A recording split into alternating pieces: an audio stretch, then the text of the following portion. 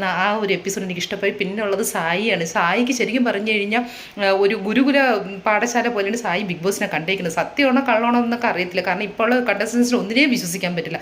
ഇന്ന് നല്ലത് പറയും, നാളെ അത് മാറ്റി പറയുന്ന സ്വഭാവമാണ് എല്ലാവരുടേത്. കാരണം ഇന്ന് നമുക്കൊന്ന് ഇവർക്ക് നല്ല റിയലായിട്ട് നിൽക്കുന്നത്. കുറച്ച് കഴിയുമ്പോഴത്തേക്ക് എല്ലാം മാറ്റി പറഞ്ഞ് അവരുടേതായ തനി സ്വഭാവം കാണാൻ പറ്റും. അപ്പം സായി നമ്മൾ ഋഷിയെക്കാട്ടി കൊച്ചു കുട്ടികളെ പോലെയാണ് സംസാരിക്കുന്നത്. സായിയുടെ പ്രവൃത്തികൾ. സായി ആര് സീക്രട്ട് ഏജന്റ് ആക്കിയെന്ന് എനിക്കറിയത്തില്ല.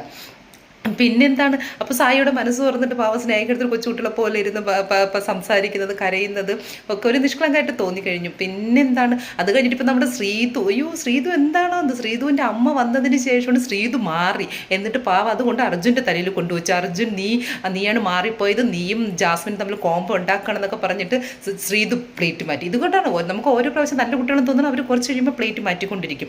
പിന്നെ ഇന്നത്തെ എപ്പിസോഡ് ദൈവമേ ഭയങ്കര കട്ട വെയിറ്റിംഗ് ആണ് കേട്ടോ. നമ്മുടെ ആരാണ് ജാസ്മിൻ്റെ അച്ഛനൊക്കെ വരുന്നത്. മിക്കവാറും ലാലേട്ടൻ്റെ വീക്കെൻഡ് എപ്പിസോഡിനെക്കാട്ടി റേറ്റിംഗ്